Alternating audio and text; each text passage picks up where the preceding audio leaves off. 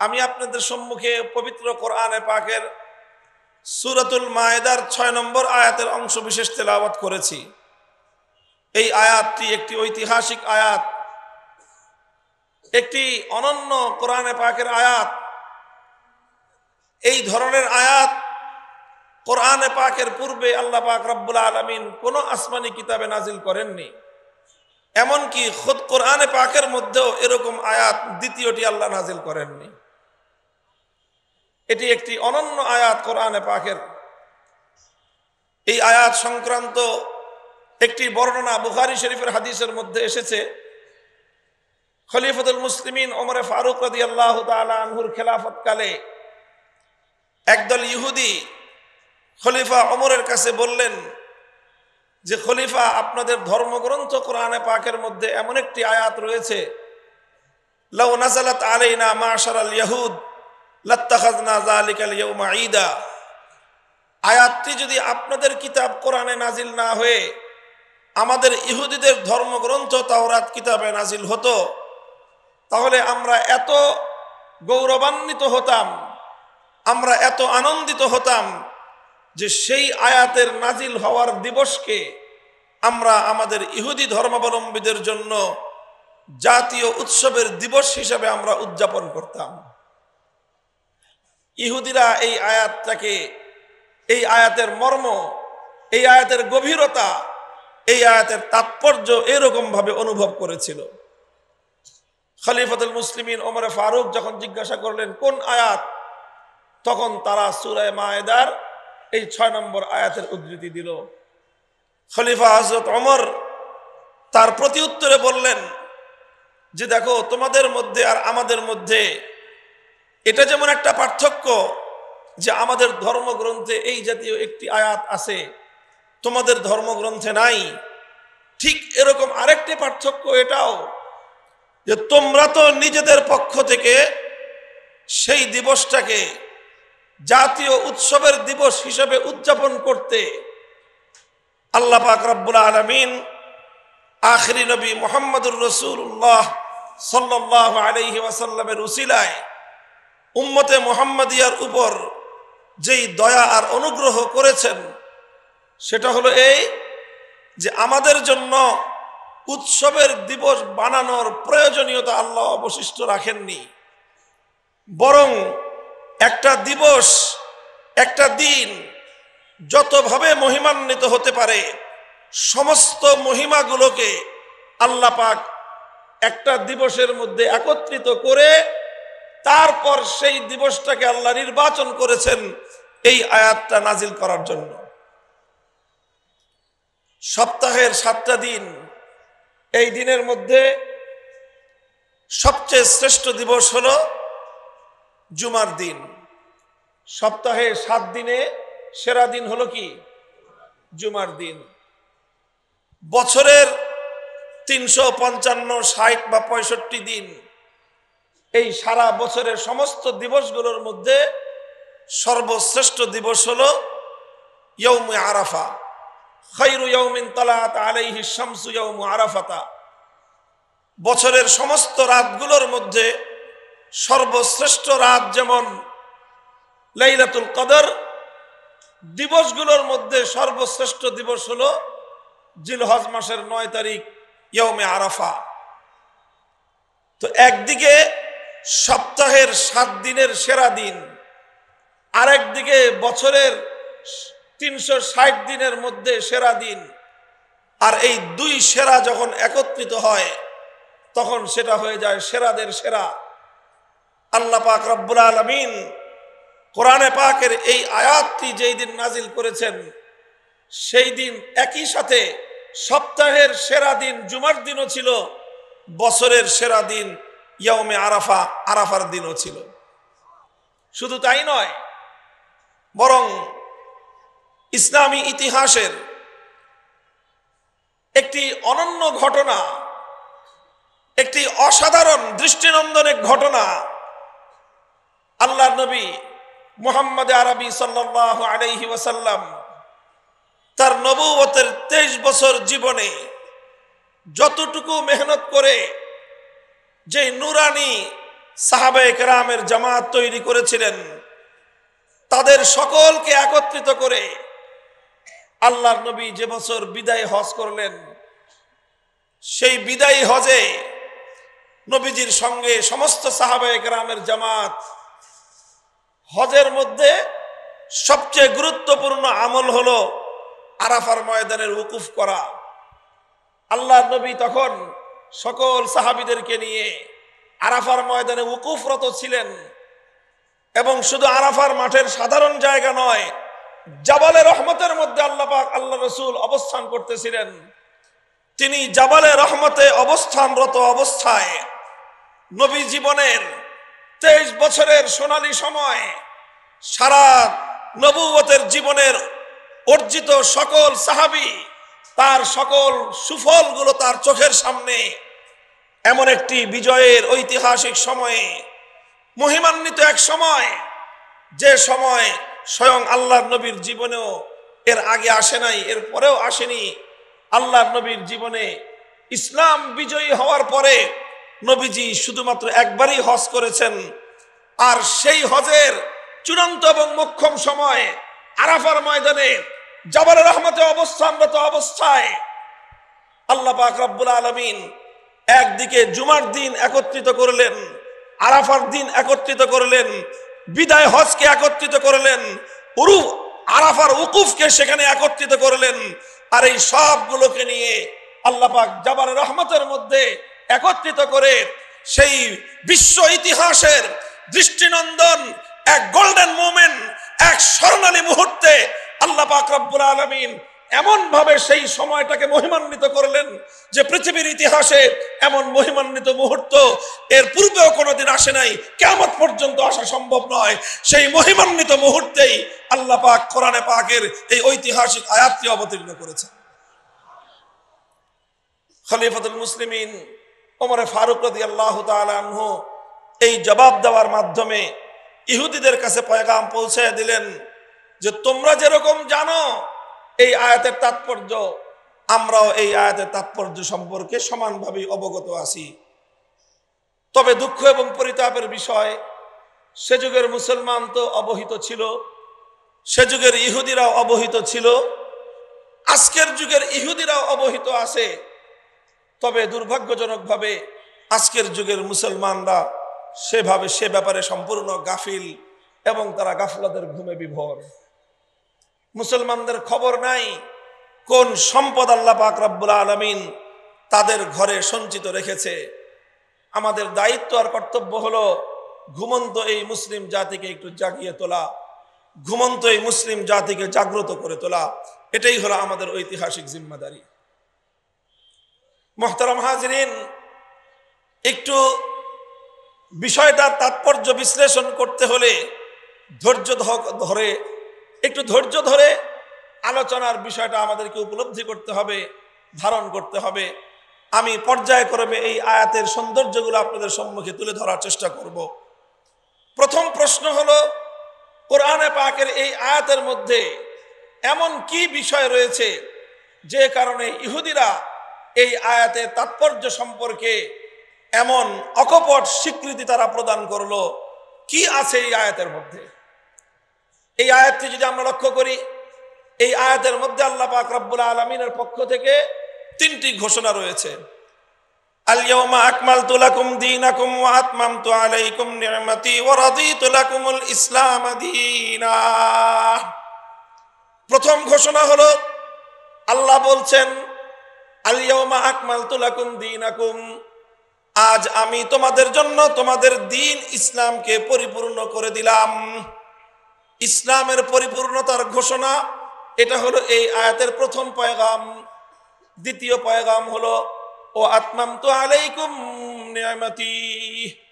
ইসলাম পরিপূর্ণ হওয়ার মধ্য দিয়ে আল্লাহ বলছেন বিশ্ববাসীর জন্য আমি আল্লাহর পক্ষ থেকে আমার প্রদত্ত নিয়ামত এবং অনুগ্রহ এটাও পরিপূর্ণতা লাভ করলো। 3 নম্বর ঘোষণা হলো ওয়া রাদিতু লাকুমুল ইসলাম দীনা। মানব জাতির জীবন ব্যবস্থা হিসেবে, মানুষের জীবন চলার পদ্ধতি হিসেবে আমি আল্লাহ পাক রব্বুল আলামিনের নিকট একমাত্র ইসলামটাই পরিপূর্ণ সন্তুষ্টি লাভ করলো। অর্থাৎ একদিকে ইসলামের পূর্ণতার ঘোষণা, সঙ্গে সঙ্গে আল্লাহর নিয়ামতের পূর্ণতার ঘোষণা, আর সেই সঙ্গে একমাত্র ইসলাম জীবন ব্যবস্থা হিসেবে আল্লাহ পাকের চূড়ান্ত অনুমোদন লাভ করার ঘোষণা। এই তিনটি ঘোষণাই মূলত এই আয়াতের মধ্যে আল্লাহ পাক রব্বুল আলামিন ইসলাম সম্পর্কে দিয়েছেন। মুহতারাম হাজিরিন, এই আয়াত থেকে মূল যেই কথাটা বুঝে আসে, এই আয়াতের যে মূল মর্ম, সেটা হলো ইসলামের পূর্ণাঙ্গতা, ইসলামের পরিপূর্ণতা। ইসলামের পরিপূর্ণতা, এটাই হলো ইসলামের সর্বশ্রেষ্ঠ সৌন্দর্য, এটাই হলো ইসলামের সৌন্দর্য। যারা ইসলামের পরিপূর্ণতাকে বুঝতে পারে না, তারা কশ্চিনকালেও ইসলামের সৌন্দর্যকে উপলব্ধি করতে পারে না। যারা ইসলামের সৌন্দর্য উপলব্ধি করতে চায়, ইসলামের সৌন্দর্য যারা বুঝতে চায়, তাদেরকে ইসলামের পূর্ণাঙ্গতাকে বুঝতে হবে আগে। আলহামদুলিল্লাহ, একমাত্র জীবন ধর্ম ইসলাম, যার মধ্যে শুধুমাত্র কিছু ইবাদত এবং শুধুমাত্র কিছু জিকির আজকারেরই সমন্বয় নয়, বরং একমাত্র জীবন ধর্ম ইসলাম, যার মধ্যে মানব জীবন সংশ্লিষ্ট সকল বিষয়ের পরিপূর্ণ সলিউশন এবং সমাধান রয়েছে, যেটাকে আমরা বলে থাকি মুকাম্মাল নিজামে হায়াত। মুকাম্মাল নিজামে হায়াত, কমপ্লিট কোড অফ লাইফ, পূর্ণাঙ্গ জীবন বিধান হলো ইসলাম। আলহামদুলিল্লাহ বলেন, জোরে বলেন আলহামদুলিল্লাহ।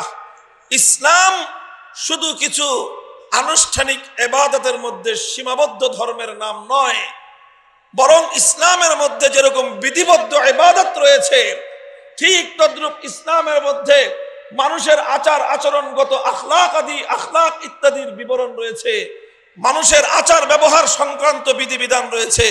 ইসলামের মধ্যে মানুষের পারস্পরিক লেনদেন সংক্রান্ত বিধিবিধান রয়েছে।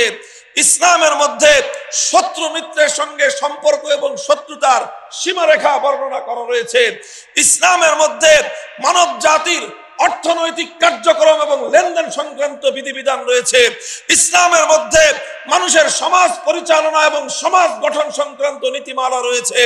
ইসলামের মধ্যে মানব জাতির প্রয়োজনে, সমাজের প্রয়োজনে রাষ্ট্র গঠন এবং রাষ্ট্র পরিচালনা সংক্রান্ত নীতিমালা রয়েছে। মানুষের জীবন যেই পর্যন্ত পৌঁছতে পারে, মানুষের জীবনের যা কিছুর প্রয়োজন হতে পারে, ইসলাম তার পরিপূর্ণ সমাধান দিয়েছে। এবং শুধু দিয়েছে তাই নয়, একমাত্র ইসলামই সেই সমাধান দিয়েছে। এটা হলো আমার মূল কথা। আমার মূল কথার মধ্যে দুটি অংশ, খুব ভালো করে বুঝবেন ছাত্র বন্ধুগণ, আরো ভালো করে তোমাদেরকে বুঝতে হবে বিষয়টা। আজ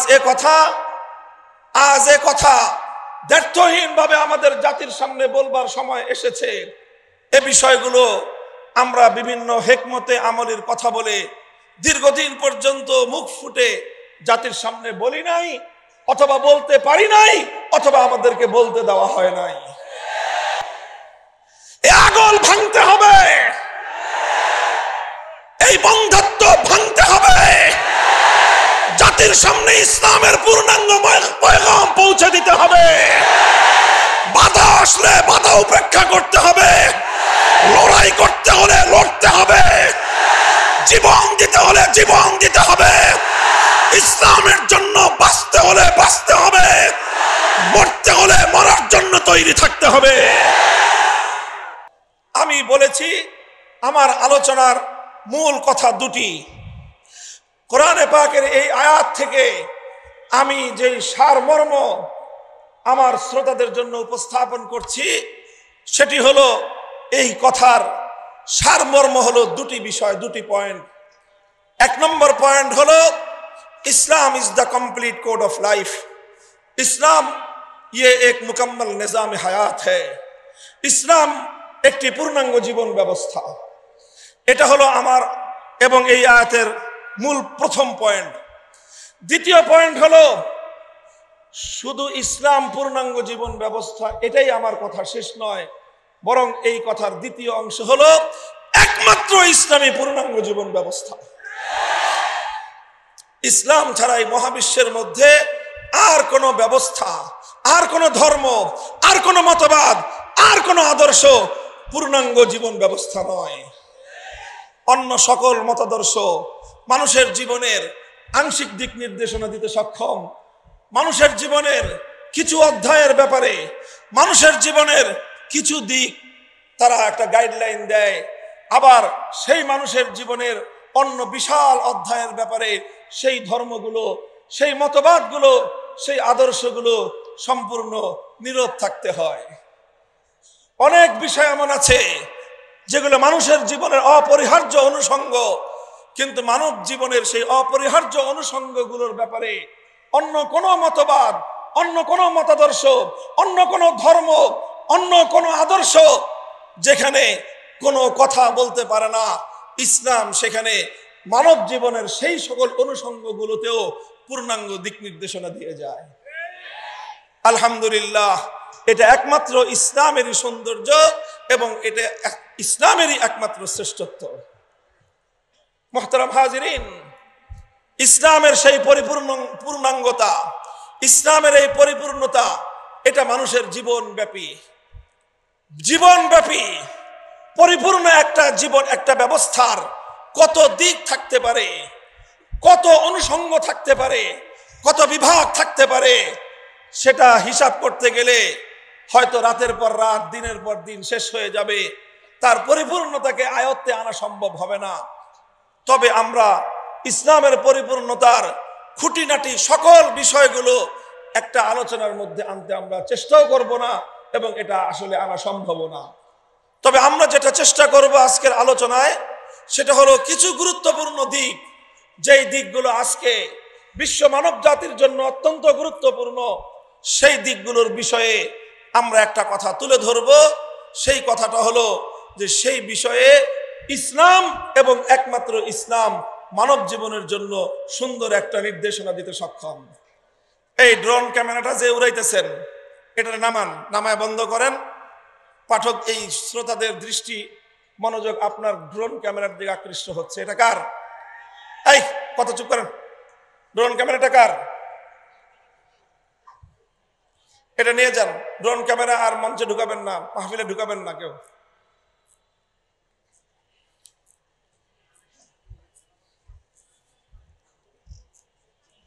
এই যে একটা বিঘ্ন ঘটাইলো আলোচনার ভিতরে, আল্লাহ পাক হেফাজত করুক।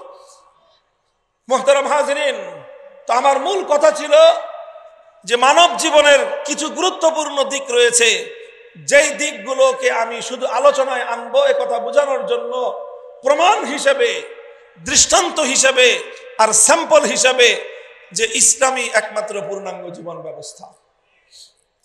বলবেন কোন বিষয়? সেই একই ধরনের, একই জাতীয় বিষয় আমার আলোচনায় আসবে, যে বিষয়গুলো আজ জাতির জন্য জানা বড় বেশি প্রয়োজন। আমি ইসলামের পূর্ণাঙ্গতার প্রমাণ হিসেবে, স্যাম্পল এবং দৃষ্টান্ত হিসেবে মানব জীবনের দুটি গুরুত্বপূর্ণ বিভাগকে আমি আলোচনার মধ্যে আনব। আমার এই আলোচনার দ্বারা শুধুমাত্র আজকের এই উপস্থিতির সামনে আমার বক্তব্য উপস্থাপন করার উদ্দেশ্য নয়, বরং আমাদের মাইকের আওয়াজ যতদূর পর্যন্ত পৌঁছতেছে সকলকে আমি অনুরোধ করব মনোযোগ সহকারে শুনুন, এবং ইসলাম ধর্মাবলম্বী ছাড়া অন্য ধর্মাবলম্বীদের যে সকল ভাইয়েরা বোনেরা আমাদের কথাগুলো কর্ণকুহরে পৌঁছতেছে, একটু মেহেরবানি করে, দয়া করে মনোযোগ দিয়ে আমাদের কথাগুলো বুঝবার চেষ্টা করুন। ইসলাম এবং মুসলমানদের সম্পর্কে আপনাদের অনেক অভিযোগের পরিসমাপ্তি ঘটবে ইনশাআল্লাহ। সেই সঙ্গে ইসলামের অনুসারী অনেক মানুষ রয়েছেন, আমি যাদেরকে সম্মানের কারণে মূর্খ বা অজ্ঞ বলতে পারছি না, তবে তাদেরকে আমি বলি অনবহিত মুসলিম। ইসলাম সম্পর্কে তাদের যথার্থ জ্ঞান না থাকার কারণে, জানা না থাকার কারণে তারা আজকে ইসলাম সম্পর্কে হীনমন্যতার শিকার হয়ে তারাও ইসলামের কথা মুখ ফুটে বলতে সম্মত হয় না, যেহেতু তার মধ্যে ইসলামের ব্যাপারে পরিপূর্ণ কনফিডেন্স নাই, নিজের অজ্ঞতা এবং মূর্খতার কারণে ইসলামের মতো একটি পূর্ণাঙ্গ জীবন ব্যবস্থা নিয়েও সে কনফিডেন্স এবং সে নিজের আত্মতুষ্টি এবং সে তার উপরে আস্থার অভাবের কারণে সে ইসলামকে নিয়ে হীনমন্যতার শিকার হয়। মুহতারাম হাজিরিন, এই দুটি বিষয় হলো, এক নম্বর যে ইসলামের একটি বিষয় আমি কেন এই আলোচনা করছি, কারণ দেখেন আমরা যেহেতু আমি শুরুতেই বলেছি রাষ্ট্র এবং রাজনীতির প্রসঙ্গ আমরা আমাদের আলোচনার মধ্যে বারবার নিয়ে আসি, প্রসঙ্গ পেলেই আমরা রাষ্ট্র এবং রাজনীতির বিষয়গুলো আমাদের আলোচনার মধ্যে আনি। শুধু আনি তাই নয়, আমরা দ্ব্যর্থহীন ভাবে দাবি করি যে আমরা মুসলমান হিসেবে এটা আমাদের স্পষ্ট দাবি হলো যে মুসলিম সমাজের মধ্যে রাষ্ট্র প্রতিষ্ঠিত হবে, সে রাষ্ট্র চলবে ইসলামী বিধান মোতাবেক। আমাদের স্পষ্ট দাবি, আমরা ইসলামী হুকুমত প্রতিষ্ঠার দাবি জানাই, আমরা ইসলামী রাষ্ট্র প্রতিষ্ঠার দাবি জানাই। আমরা ইসলামী রাষ্ট্র প্রতিষ্ঠার যখনই দাবি করি তখন অন্যান্য ধর্মাবলম্বীরা আমাদের এই দাবির সঙ্গে তারা দ্বিমত করে। শুধু অন্য ধর্মাবলম্বীরাই নয়, বরং দুঃখজনকভাবে মুসলমানদের মধ্যে ওই একটি শ্রেণীর কথা আমি যাদেরকে বললাম, যারা ইসলাম সম্পর্কে জ্ঞান এবং জানাশোনার অভাবে হীনমন্যতার শিকার, তারাও আমাদের বিরুদ্ধাচরণ করে।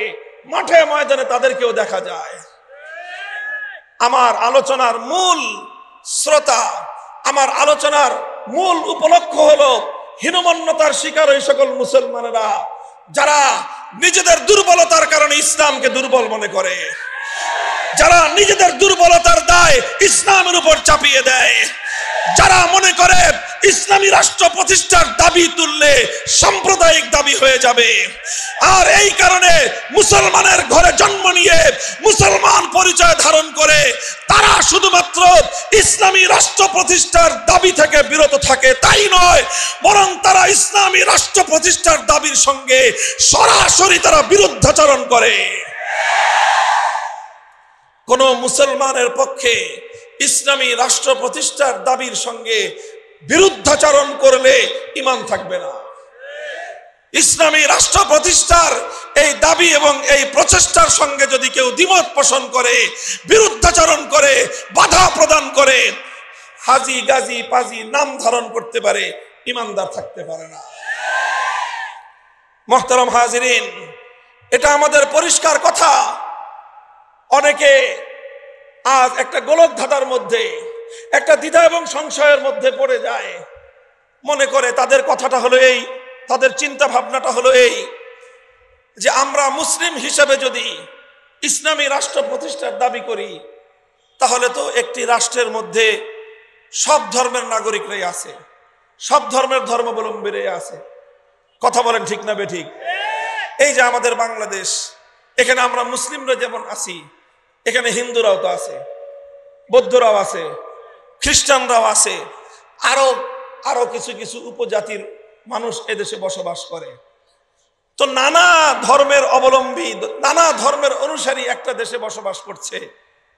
এখন খুব স্বাভাবিকভাবেই সাধারণ জ্ঞান অনুযায়ী, কমন সেন্সে মানুষের কাছে এটা একটা প্রশ্ন হতে পারে যে মুসলিম হিসেবে যদি কেউ, মুসলমানরা রাষ্ট্রকে ইসলামী রাষ্ট্র প্রতিষ্ঠার দাবি জানায়, তাহলে হিন্দুদেরও তো এই সুযোগ রয়েছে যে হিন্দুরা দাবি করবে যে তাদের হিন্দু ধর্ম অনুযায়ী রাষ্ট্র প্রতিষ্ঠা হোক।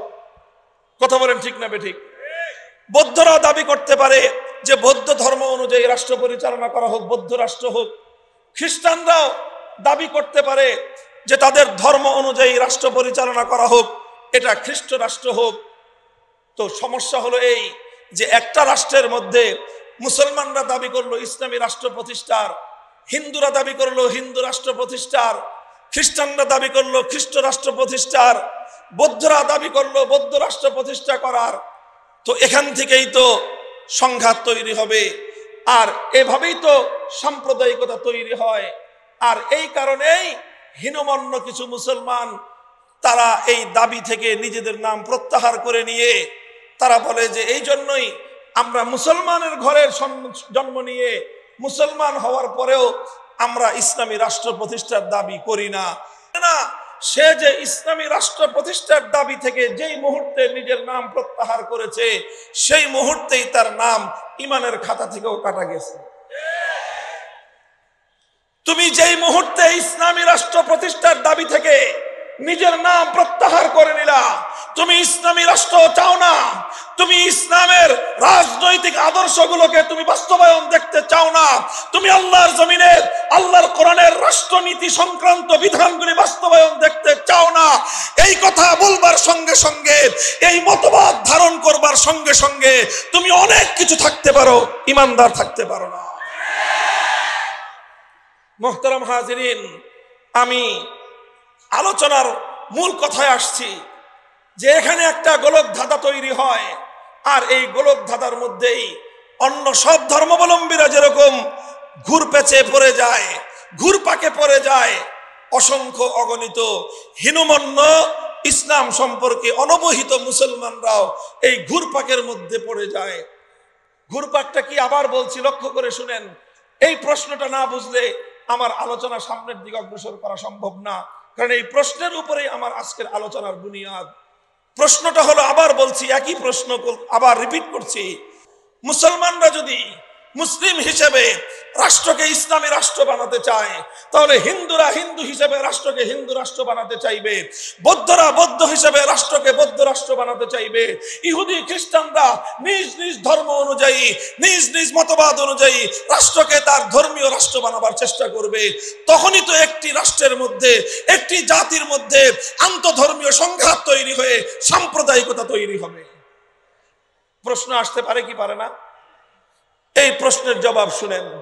স্পষ্ট জবাব হলো এই প্রশ্নের স্পষ্ট জবাব হলো এই যে ঠিক আছে, আমরা একটা বিবেচনা করব, আমরা একটা পরীক্ষা নিরীক্ষা চালাবো আজকে আলোচনার মাধ্যমে, যে মুসলমানরা যদি ইসলাম অনুযায়ী রাষ্ট্র প্রতিষ্ঠা করতে চায়, তাহলে আমরা মুসলমানদেরকে বলবো, ঠিক আছে, তুমি অ্যাজ এ মুসলিম ইসলাম ধর্ম অনুযায়ী কিভাবে একটা রাষ্ট্র পরিচালনা করা যায় তুমি তার একটা রূপরেখা দাও। হিন্দুকে বলবো যে তোমার হিন্দু ধর্ম অনুযায়ী একটা রাষ্ট্র কিভাবে পরিচালনা করা সম্ভব হয়, তুমিও তোমার ধর্মের আলোকে একটা রূপরেখা দাও। বৌদ্ধকে বলবো তুমি একটা রূপরেখা দাও। খ্রিস্টান এবং ইহুদিকে বলবো তোমাদের ধর্মের মূল নীতির আলোকে, ধর্মীয় রেফারেন্সের আলোকে, ধর্মগ্রন্থ এবং তোমাদের ধর্ম প্রণেতাদের বক্তব্যের আলোকে তোমরা একটা ফর্মুলা দাও যে তোমাদের ধর্ম অনুযায়ী একটা রাষ্ট্র কিভাবে প্রতিষ্ঠা করা সম্ভব। যদি সবগুলো ধর্মের কাছ থেকে আমরা একটা একটা করে ফর্মুলা পাই, মুসলমানরা দিল ইসলামী রাষ্ট্রের ফর্মুলা, হিন্দুরা দিল হিন্দু রাষ্ট্রের ফর্মুলা, বৌদ্ধরা দিল বৌদ্ধ রাষ্ট্রের ফর্মুলা, খ্রিস্টানরা দিল খ্রিস্ট রাষ্ট্রের ফর্মুলা, ইহুদিরা দিল ইহুদি রাষ্ট্রের ফর্মুলা, অন্যান্য ধর্মাবলম্বীরা নিজ নিজ ধর্ম অনুযায়ী রাষ্ট্র প্রতিষ্ঠার এবং রাষ্ট্র পরিচালনার ফর্মুলা দিল। তারপরে আমরা তুলনা করব, কম্পেয়ার করে দেখব যে কোন ফর্মুলাটা মানুষের জন্য বেশি কল্যাণকর, তারপরে আমরা সেই ফর্মুলা বাস্তবায়ন করব। এটা হলো যুক্তির সাধারণ দাবি। তবে আমি আপনাদেরকে আশ্বস্ত করতে চাই, আলোচনা এতদূর পর্যন্ত কোনোদিন গড়াবে না। আলোচনা এতদূর পর্যন্ত কোনোদিন গড়াবে না। কেন গড়াবে না? কারণ আমরা মুসলিম হিসেবে ইসলাম ধর্ম মোতাবেক একটা রাষ্ট্র গঠন এবং রাষ্ট্র পরিচালনার ফর্মুলা দেওয়ার জন্য 5 মিনিটের বেশি প্রয়োজন আমাদের হবে না। আমাদের কাছে আমাদের আলেমদের কাছে, আমাদের ধর্মীয় বেত্তাদের লিখিত কিতাবপত্রের মধ্যে আজ থেকে নয়, শত শত বছর ধরে পুরা বিশ্ববাসীর কাছে ইসলাম অনুযায়ী রাষ্ট্র প্রতিষ্ঠার যে ফর্মুলা, তার ফর্মুলা গোটা বিশ্ববাসীর কাছে দেওয়া আছে। সেই ফর্মুলা দিতে আমাদের 5 মিনিটেরও প্রয়োজন হবে না। যদি বলেন হিন্দুদের দিতে কতক্ষণ সময় লাগবে, আমি বলবো হিন্দু শুধু নয়, হিন্দু, বৌদ্ধ, খ্রিস্টান, ইহুদি সহ অন্য সকল সম্প্রদায় 5 মিনিট নয়, 5 ঘন্টা নয়, 5 মাস নয়, 5 বছর নয়, 5 যুগ নয়, 500 বছর নয়, 5000 বছর সময় দেওয়া হলেও তারা কোশ্চিনকালেও তাদের ধর্ম অনুযায়ী রাষ্ট্র প্রতিষ্ঠার ফর্মুলা দিতেই পারবে না। তাহলে তারা যখন তাদের ধর্ম অনুযায়ী কোন একটি রাষ্ট্র গঠন এবং রাষ্ট্র পরিচালনার ফর্মুলা যখন দিতেই পারল না, তখন আর খেলা হবে কোথায়? আরে খেলা তো হবে বললেন, গলা ফাটায় চিৎকার করে বললেন খেলা হবে, বলে নাই? আরে খেলা যখন হবে বললেন, রেফারি যখন মাঠে নামলো, আপনারা তো মাঠ তো দূরের কথা, সীমান্তের ভিতরেই নাই, লেভেল প্লেইং ফিল্ড তৈরি হলো, আসেন দেখি খেলি, কত ধানে কত চাল মাপামাপি হোক, খেলা হোক, কার খেলার জোর কত দূর। মুহতারাম হাজিরিন, ঠিক এখানে যেভাবে প্রতিদ্বন্দ্বী কেউ মাঠে না থাকবার কারণে এখন আর খেলা হবে এই কথা নাই, ঠিক তদ্রূপ আল্লাহর উপর পরিপূর্ণ আস্থা, বিশ্বাস, ইসলাম ধর্মের উপর পরিপূর্ণ কনফিডেন্স নিয়ে আমি কোন ঘরের কোণে কথা বলতেছি না, ওপেন এই কথার চ্যালেঞ্জ আমি আরো বহুদিন ধরে বাংলার প্রত্যন্ত অঞ্চলে দিয়ে আসছি। আমার এই কথা হাজার হাজার নয়, লক্ষ লক্ষ মানুষের কর্ণকুহরে পৌঁছে গিয়েছে। ইন্টারনেটের যুগে কোটি কোটি মানুষের কাছে আমার এই মেসেজ, এই চ্যালেঞ্জ পৌঁছে গিয়েছে। আসো, আন্তঃধর্মীয় সংলাপ হবে প্রত্যেক ধর্মাবলম্বীদের কাছ থেকে।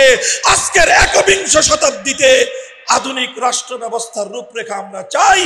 একবিংশ শতাব্দীতে দুনিয়ার 700 কোটি মানুষের রাষ্ট্র রাজনীতি সংক্রান্ত সমস্যার সমাধান কোন ফর্মুলায় হবে? তুমি তোমাদের ধর্মীয় নীতি, হিন্দু ধর্ম, বৌদ্ধ ধর্ম, ইহুদি অথবা খ্রিস্টান ধর্মের ধর্মীয় ফর্মুলার আলোকে নিয়ে আসো। আমাদের এই চ্যালেঞ্জ তোমরা গ্রহণ করো। আমার এই চ্যালেঞ্জ বছরের পর বছর, শতাব্দীকাল পর শতাব্দী পর্যন্ত ইথারে পাথারে ভাসতে থাকবে। এই চ্যালেঞ্জ গ্রহণ করবার মতো এই মহাবিশ্বের মধ্যে কোনো বাপের বেটার জন্ম হয় নাই, হবেও না। মুহতারাম হাজিরিন, আমি অন্য কোনো ধর্মকে নেগলেক্ট করছি না, অন্য কোনো ধর্মকে খাটো করছি না, অন্য কোনো ধর্মের আমি বদনাম করছি না, তবে আমাকে তো রিয়েলিটি বলতেই হবে। তোমরা রিয়েলিটি মেনে নাও, এই রিয়েলিটি তোমাদেরকে মেনে নিতেই হবে, কারণ তোমার ধর্মের মধ্যে এই সাবজেক্টটা নাই। আমার ধর্মে আছে, তোমার ধর্মে নাই, তো খেলা হবে কিভাবে? মুহতারাম হাজিরিন, কথাটা এই জায়গায় পরিষ্কার কথা। একমাত্র ইসলাম সেই 1500 বছর পূর্বকালীন সেই প্রাচীন যুগীয় বিশ্ব ব্যবস্থায় যেমনি ভাবে রাষ্ট্র পরিচালনা সংক্রান্ত নীতিমালা দিয়ে রাষ্ট্র গঠন থেকে নিয়ে শুরু করে রাষ্ট্র পরিচালনা পর্যন্ত প্রতিটি বিষয়ে যেভাবে পূর্ণাঙ্গ এবং একমাত্র গ্রহণযোগ্য সমাধান দিয়েছে, ইসলাম ছাড়া অন্য কোনো আদর্শ, অন্য কোনো মতবাদ, অন্য কোনো ধর্ম আজ পর্যন্ত সেটা দিতে পারে নাই এবং কিয়ামত পর্যন্ত দেওয়া সম্ভব নয়। এটা শুধুমাত্র আমাদের মুখের গলার জোরের কথা নয়, এটা শুধুমাত্র আমাদের মুখের জোরের কথা নয়, এটা শুধুমাত্র নিজেদের মজমার মধ্যে, নিজের অনুসারীদের মধ্যে জোর গলায় বলা এক কথা নয়, বরং এটা আমি আবারও বলছি, সারা পৃথিবীর 700 কোটি অডিয়েন্সকে সামনে রেখে, পৃথিবীর সমস্ত ধর্মাবলম্বীদেরকে সামনে রেখে আমরা ওপেন চ্যালেঞ্জ ঘোষণা করছি যে তোমরা আধুনিক যুগের রাষ্ট্র পরিচালনা সংক্রান্ত একটা ধর্মীয় ফর্মুলা যার যার ধর্মের আলোকে প্রণয়ন করে সাবমিট করো। ইসলাম ধর্মের জন্য সময় নিলাম কেবলমাত্র 5 মিনিট, অন্যান্য ধর্মাবলম্বীদেরকে সময় দিলাম 5000 বছর। আলহামদুলিল্লাহ, 5000 বছর পরে যেই ফলাফল আসবে, যদি আল্লাহর জমিন, এই আসমান যদি অবশিষ্ট থাকে, টিকে থাকে, কিয়ামত যদি কায়েম না হয় 5000 বছর পরে কি ফলাফল হবে সেটা আমি 5000 বছর আগেই ভবিষ্যৎবাণী করে যাই। ফাইল্লাম তাফালু ওয়ালান তাফালু, 5000 বছর পরেও ইসলাম ছাড়া অন্য কোন ধর্মের পক্ষ থেকে আধুনিক যুগের রাষ্ট্র পরিচালনা সংক্রান্ত কোনো ফর্মুলা দেওয়া সম্ভব হবে না। আরো ভালোভাবে বোঝার জন্য বলি, এটা তো শুধু চ্যালেঞ্জটা করলাম, এটা শুধুমাত্র আমি জ্ঞানগত বিশ্বাসগত ভাবে কোরআন সুন্নাহর আলোকে আমাদের বক্তব্যের দাবিটা আমি উত্থাপন করলাম। এবার চলুন এই দাবির সপক্ষে আমি কিছু প্রমাণ নিয়ে আলোচনা করি। আমি দুটো বিষয় উত্থাপন করব, যেই দুটো বিষয়ের দ্বারা প্রমাণ হবে যে কেন ইসলাম একমাত্র পূর্ণাঙ্গ জীবন ব্যবস্থা, ইসলাম কেন একমাত্র আধুনিক যুগের রাষ্ট্র ব্যবস্থা উপহার দিতে পারে, আর অন্যান্য ধর্মরা কেন পারে না, কেন নাই তাদের কাছে। প্রথম দৃষ্টান্ত বলি, আজকে এটা চলছে হলো 2024 সালের, আজকে হলো 14ই ডিসেম্বর, অর্থাৎ এই বছরের আর মাত্র 15 দিন অবশিষ্ট আছে। এরপরে শুরু হবে 2025 সাল। এই 2025 সালের মিলেনিয়ামের যুগের এই সময়ে এসে সারা পৃথিবীর অত্যন্ত গুরুত্বপূর্ণ একটা বিষয়, গ্লোবাল নেটওয়ার্কের সবচেয়ে ইম্পর্টেন্ট ম্যাটার, সবচেয়ে গুরুত্বপূর্ণ সাবজেক্ট যেটা, সেটা হলো মানুষের অর্থনৈতিক ব্যবস্থা। অর্থনৈতিক ব্যবস্থা কিভাবে চলবে, মানুষের অর্থনীতি কিভাবে পৃথিবীর এক প্রান্ত থেকে আরেক প্রান্তের মানুষ ইচ আদার, একের সঙ্গে অপরের ইন্টারেকশন হবে, একের সঙ্গে অপরের ট্রানজাকশন হবে, কিভাবে অর্থের লেনদেন হবে, কিভাবে অর্থের আদান প্রদান হবে, খুব গুরুত্বপূর্ণ একটা বিষয়। অর্থনীতি এটা একটি রাষ্ট্র ব্যবস্থার সবচেয়ে গুরুত্বপূর্ণ পয়েন্ট। যে কোনো রাষ্ট্রের সফলতার প্রথম বুনিয়াদ হলো অর্থ ব্যবস্থা। কোন রাষ্ট্রের অর্থনীতি যদি দুর্বল হয় সেই রাষ্ট্র ব্যর্থ এবং ফল করতে বাধ্য। যে রাষ্ট্রের অর্থনীতি সবল সেই রাষ্ট্রটা পৃথিবীর বুকে মাথা উঁচু করে দাঁড়াতে সক্ষম হয়।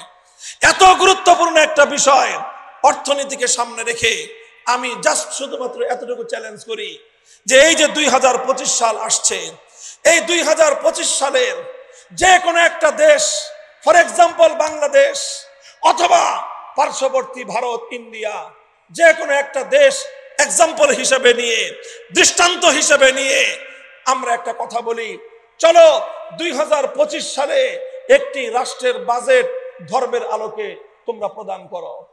2025 সালের বাজেট কেমন হওয়া চাই, সেই বাজেটে রেভিনিউ কালেকশন কিভাবে হবে, সেই বাজেট কোত্থেকে, কোন ফান্ড থেকে কতটা কালেকশন হবে, কোন খাত থেকে কতটা আসা উচিত, এরপরে এক্সপেন্ডিচার, সেই বাজেট কোন কোন খাতে কতটুকু খরচ হওয়া উচিত, কতটুকু খরচ হবে, এই সবগুলো বিষয় নিয়ে 2025 সালের যে কোনো একটা রাষ্ট্রের জন্য একটা বাজেট যদি আমরা চাই, আমরা প্রশ্ন হিসেবে রাখলাম, চাহিদা হিসেবে রাখলাম যে একটা বাজেট দাও।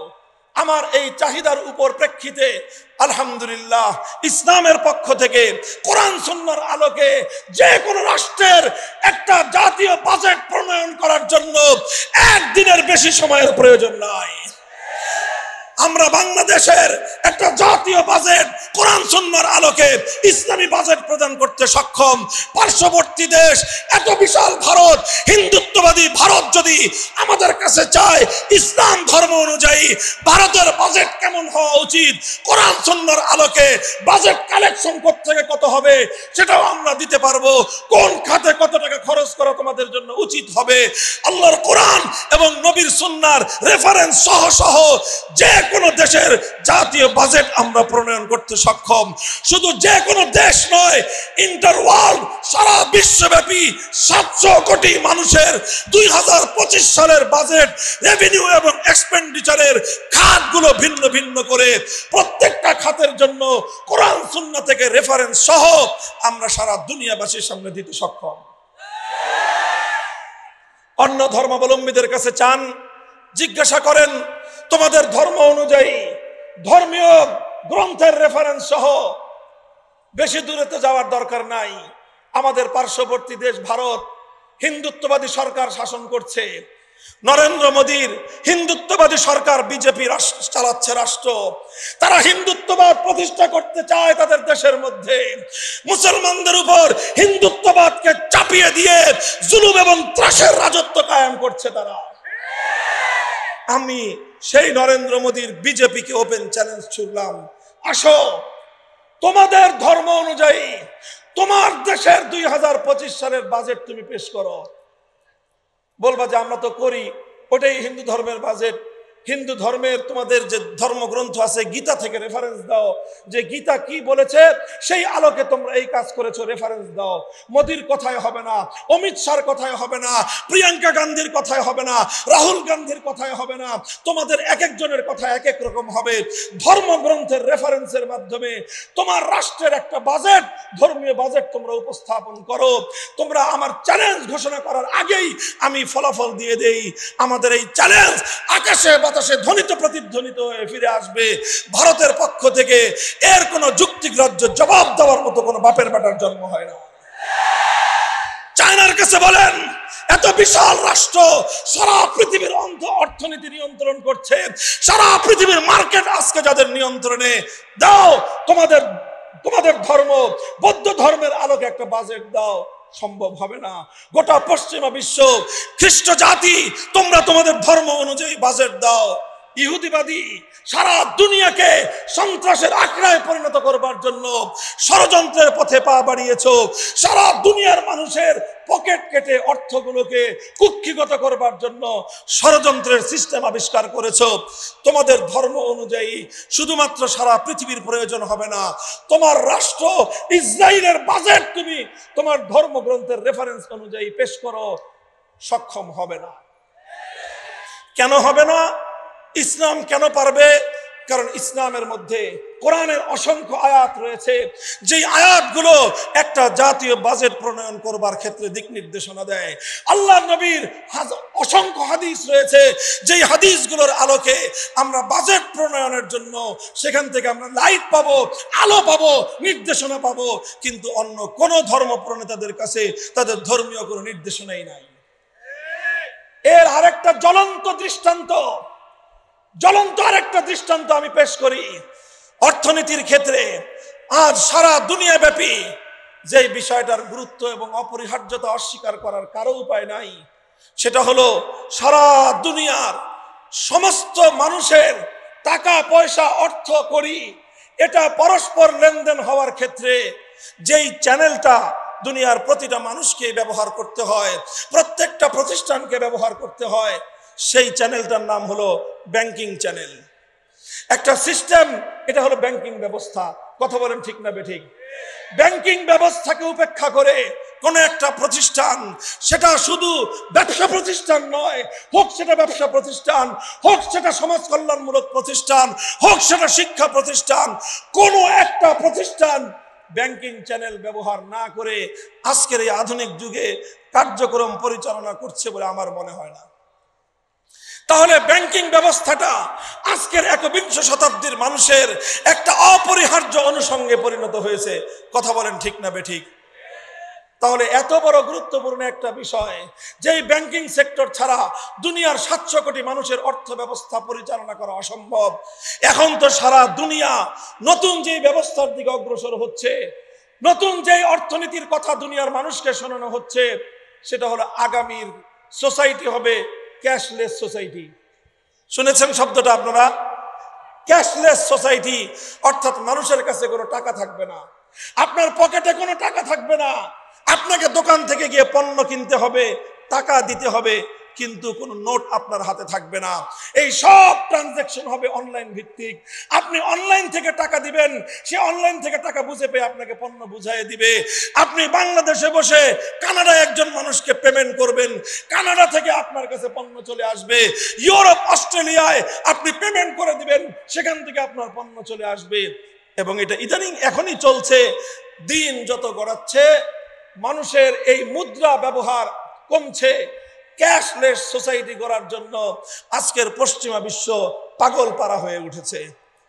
এবং এটারও আর এক বিশাল একটা গোমরের ফাঁক এখানে রয়েছে, সেই আলোচনা আজকে আমি করব না।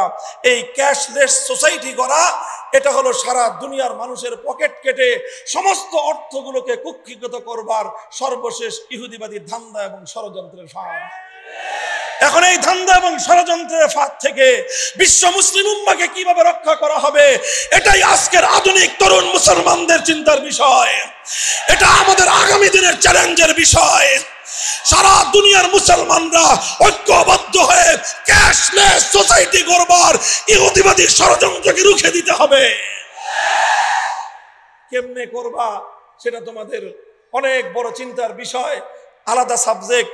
কিন্তু আমি বলছি, এই যে সারা দুনিয়ায় এই যে ব্যাংকিং চ্যানেলে মানুষ যে অর্থনীতির অর্থ লেনদেন করছে, আদান প্রদান করছে, ব্যাংকিং ব্যবস্থা ছাড়া দুনিয়ার কোনো প্রতিষ্ঠান, দুনিয়ার কোনো ব্যক্তি, দুনিয়ার কোনো পরিবার এখন অনেকটা অকেজো এবং পঙ্গুর মতো কাজ করা সম্ভব না।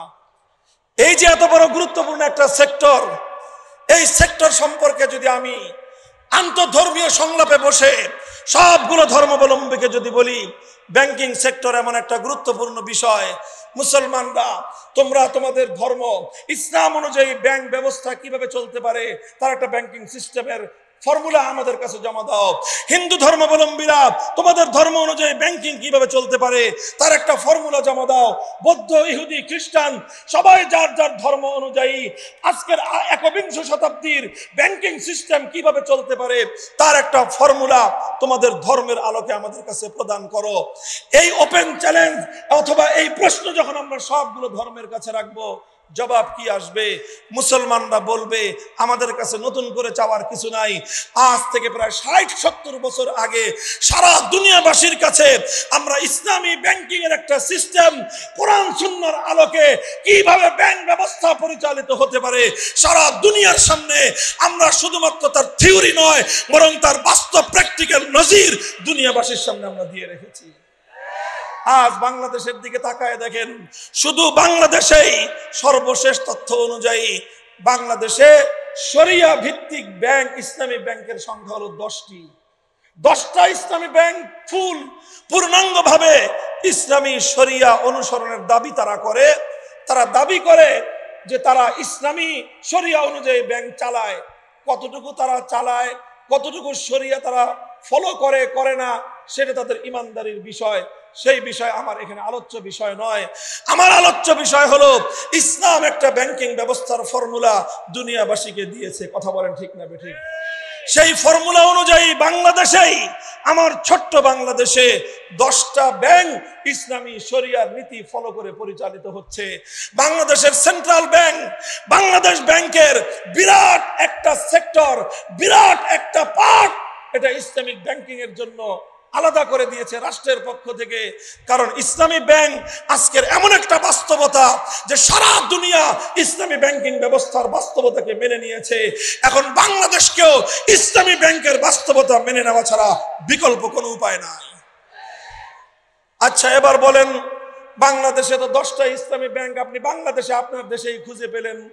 আরো এই 10টার বাইরেও আরো প্রায় 6-7টা ব্যাংক এমন রয়েছে যেগুলো পূর্ণাঙ্গ ইসলামী শরিয়া অনুসরণ না করলেও ইসলামিক ব্যাংকিং এর ব্রাঞ্চ রয়েছে, উইন্ডো রয়েছে, আংশিকভাবে তারা ইসলামী শরিয়া ফলো করে চলতেছে।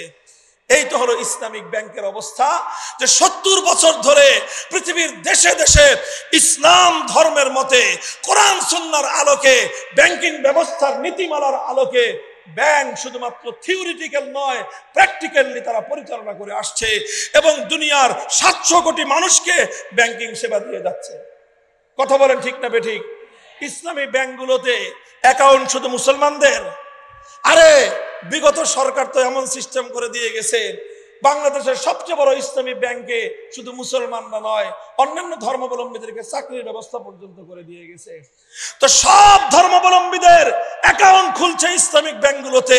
অর্থাৎ ইসলামী ব্যাংক শুধুমাত্র মুসলমানদেরকে ব্যাংকিং সেবা দিচ্ছে না, হিন্দুকে ব্যাংকিং সেবা দিচ্ছে, বৌদ্ধকে ব্যাংকিং সেবা দিচ্ছে, খ্রিস্টানদেরকে সেবা দিচ্ছে, ইহুদিদেরকে সেবা দিচ্ছে।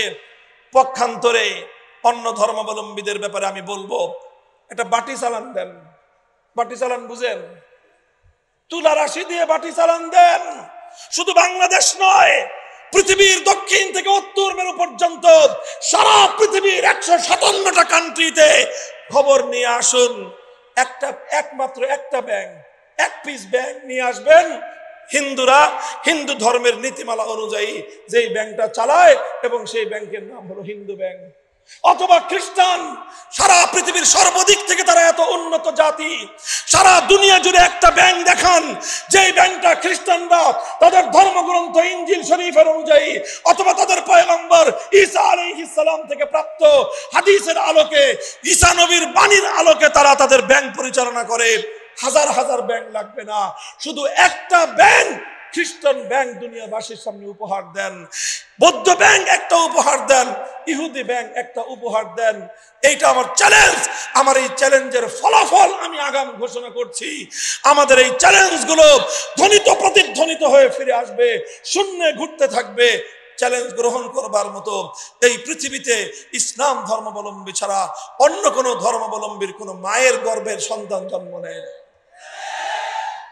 তাহলে এবার বুঝেন, অর্থনীতি যেটা একটা রাষ্ট্র ব্যবস্থার প্রধান স্তম্ভ, সেই অর্থ ব্যবস্থার ক্ষেত্রে কোন ধর্ম অনুযায়ী জাতীয় বাজেট দেওয়া যায় না, অন্য কোন ধর্ম অনুযায়ী ব্যাংকিং সেক্টর পরিচালনা করা যায় না। অর্থনৈতিক কার্যক্রম পরিচালনা করবার জন্য অন্য কোন ধর্মের মধ্যে কোনো ফর্মুলা নাই, কোনো নীতিমালা নাই। থাকলে আছে শুধুমাত্র ইসলামের কাছে, থাকলে শুধু ইসলাম প্রদান করতে পারে, শুধু মুসলমানের জন্য নয়, জাতি ধর্ম নির্বিশেষে দুনিয়ার 700 কোটি মানুষের অর্থনৈতিক নিরাপত্তা আজ কেবলমাত্র ইসলাম দিতে পারে। এটা গেল অর্থনৈতিক সেক্টর। সরাসরি রাজনৈতিক ক্ষেত্রকে নিয়ে যদি আমি কথা বলি, রাজনীতির মধ্যে অত্যন্ত গুরুত্বপূর্ণ একটা চ্যালেঞ্জ হলো লিডারশিপ ইলেকশন। নেতৃত্ব নির্বাচন পদ্ধতি কি হবে, নেতৃত্ব নির্বাচন কিভাবে করা যাবে, একটা রাষ্ট্র তার নেতা কিভাবে নির্বাচন করবে, এটা একটা গুরুত্বপূর্ণ প্রশ্ন।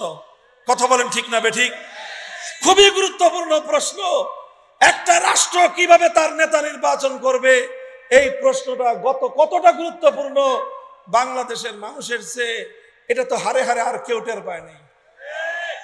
এই কিভাবে রাষ্ট্রের নেতা নির্বাচন হবে, এই প্রশ্ন নিয়ে আজ প্রায় 3 দশক ধরে বাংলাদেশ যুদ্ধ দেখছে, লড়াই দেখছে, জুলুম দেখছে, অত্যাচার দেখছে, রাষ্ট্রের সম্পদ ধ্বংস হতে দেখছে, এক পক্ষকে আরেক পক্ষের সঙ্গে যুদ্ধ হতে দেখছে। আজও পর্যন্ত বাংলাদেশ এই প্রশ্নের সমাধান করতে পারে না।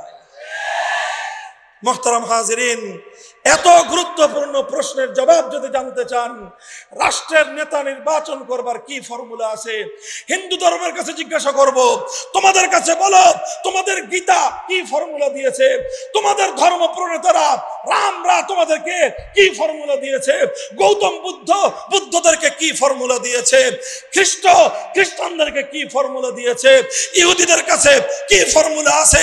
কোনো ফর্মুলা নাই। আমাদের কাছে জিজ্ঞাসা করো নবী মুহাম্মদ আরবি ইসলামের জন্য, বিশ্ববাসীর জন্য নেতা নির্বাচন করবার কি ফর্মুলা দিয়েছে? জবাব আমরা দেব। শুধু ফর্মুলা দেয় নাই, বরং এমন ফর্মুলা দিয়েছে ইসলাম প্রদত্ত নেতা নির্বাচনের, রাষ্ট্রপ্রধান নির্বাচন করবার যেই ফর্মুলা ইসলাম দিয়েছে, এর চেয়ে সুন্দর, এর চেয়ে নিরাপদ, এর চেয়ে উত্তম ফর্মুলা পৃথিবীতে আর কোনোদিন হতে পারে না। ইসলামের যে নেতৃত্ব নির্বাচনের ফর্মুলা রয়েছে, ওয়ার্ল্ড ওয়াইড বিশ্বব্যাপী সর্বশ্রেষ্ঠ নেতৃত্ব নির্বাচনের ফর্মুলা, ইসলামের ফর্মুলার নাম হলো আহলুল হাল্লি ওয়াল আকদের মাধ্যমে আগে ভোটার বাছাই হবে, আগে ভোটার বাছাই হবে। গড় পর্দার যে সে ভোটার হতে পারবে না, নির্দিষ্ট ক্রাইটেরিয়ার ভিত্তিতে ভোটার চয়েস হবে, ভোটার তালিকা হবে, ভোটার সিলেকশন হবে। তারপরে সেই সকল ভোটারদের ভোটের ভিত্তিতে একজন নেতা নির্বাচিত হবেন।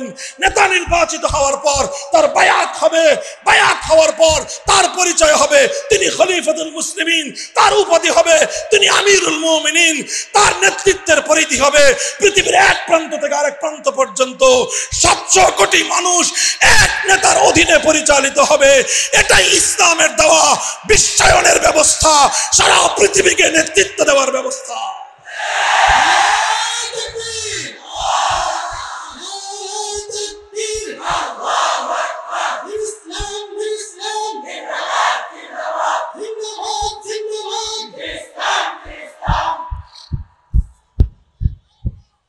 মুহতারাম হাজিরিন, তাহলে নেতৃত্ব নির্বাচনের ক্ষেত্রে, রাষ্ট্র প্রধান নির্বাচনের ক্ষেত্রে ফর্মুলা যদি দিতে পারে, একমাত্র দিতে পারে কারা? চিৎকার করে বলেন, একমাত্র দিতে পারে। আরো জোরে, একমাত্র দিতে পারে। অন্য কোন ধর্ম স্থাপন করছে তন্ত্রমন্ত্রের দিন শেষ, খেলাফতের বাংলাদেশ।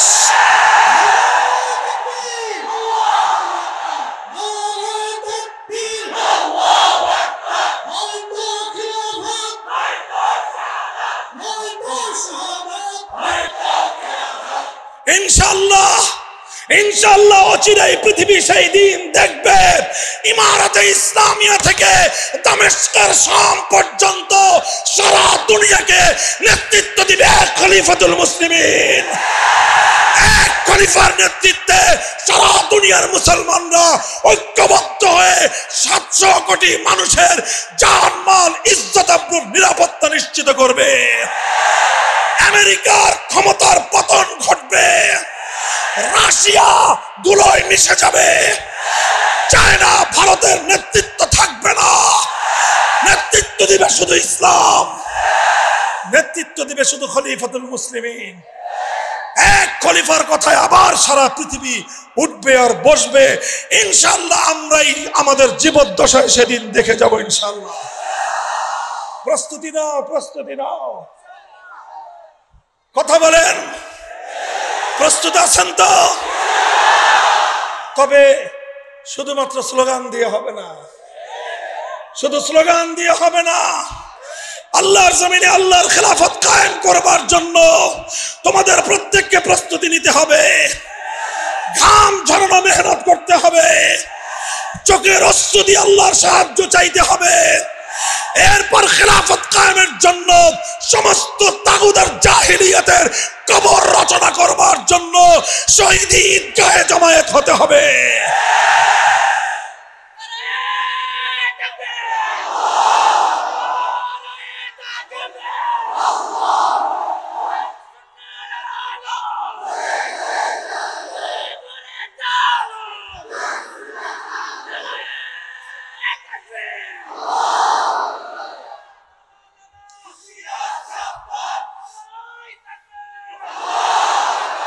এই ধৈর্য আছে, ধৈর্য। এবার সবচেয়ে ইন্টারেস্টিং স্যাম্পলটা, সবচেয়ে ইন্টারেস্টিং গুরুত্বপূর্ণ দৃষ্টান্তটা আমি আপনাদের সামনে উপস্থাপন করছি। লিসেন মি, আমাকে লক্ষ্য করে শুনুন কথা। প্রশ্নটা ভালো করে বুঝুন, উত্তরটা বোঝা সহজ হবে। আসসুয়ালু নিসফুল, এই কথা বলো না ছাত্ররা, আসসুয়ালু নিসফুল ইলম। প্রশ্ন ভালো করে বুঝলে অর্ধেক বুঝার কাম শেষ। প্রশ্ন বুঝবা না, খাতায় খালি লিখতে থাকবা, সারাদিন লিখবা, দিন শেষে পাইবা ঘোড়ার ডিম। বুঝো কথা? আসসুয়ালু নিসফুল ইলম, প্রশ্ন বুঝবা, খুব ভালো করে বুঝবা। আজকের বর্তমান ছাত্রদের সবচেয়ে বড় সমস্যা হলো প্রশ্ন না বুঝেই উত্তর দেওয়া শুরু করে দেয়। এই জন্য প্রথম আমি প্রশ্নটা বোঝাচ্ছি, খেয়াল করে শুনো। আচ্ছা, যে কোনো রাষ্ট্র হোক, যে কোনো রাষ্ট্র গঠন করুক, যারাই গঠন করুক, যে কোনো ধর্মওয়ালারাই গঠন করুক, যেই ধর্মওয়ালারা রাষ্ট্র গঠন করলো সেই ধর্ম ছাড়া অন্য ধর্মাবলম্বীরা সে দেশে থাকবে কি থাকবে না? জোরে বলেন। মুসলমানরা যদি ইসলামী রাষ্ট্র গঠন করে সেই দেশে হিন্দু, বৌদ্ধ, খ্রিস্টান, ইহুদি, শিখ, উপজাতি, অন্যান্য ধর্মাবলম্বীরা থাকবে কি থাকবে না? আরো জোরে চিৎকার করে বলো, থাকবে কি থাকবে না? একই প্রশ্ন, হিন্দুরা যদি হিন্দু রাষ্ট্র গঠন করে সেখানে মুসলিম, বৌদ্ধ, ইহুদি, খ্রিস্টান, শিখ, অন্যান্য জাতি থাকবে কি থাকবে না? একই প্রশ্ন প্রত্যেকটা ধর্মের ব্যাপারে, বৌদ্ধদের ব্যাপারে, খ্রিস্টানদের ব্যাপারে, ইহুদিদের ব্যাপারে। যে যেই ধর্মে অনুযায়ী রাষ্ট্র গঠন করলো সেই ধর্মাবলম্বী ছাড়া অন্যান্য ধর্ম অনুসারীরাও সেখানে থাকবে। আচ্ছা, যদি থাকে তাহলে প্রশ্ন হলো সেই ধর্মের আলোকে অন্যান্য ধর্মাবলম্বীদের কি কি অধিকার প্রাপ্য, তাদের অধিকার কিভাবে নিশ্চিত করা হবে সেটা বলো। প্রশ্নটা বুঝছো? বুঝা গেছে প্রশ্ন?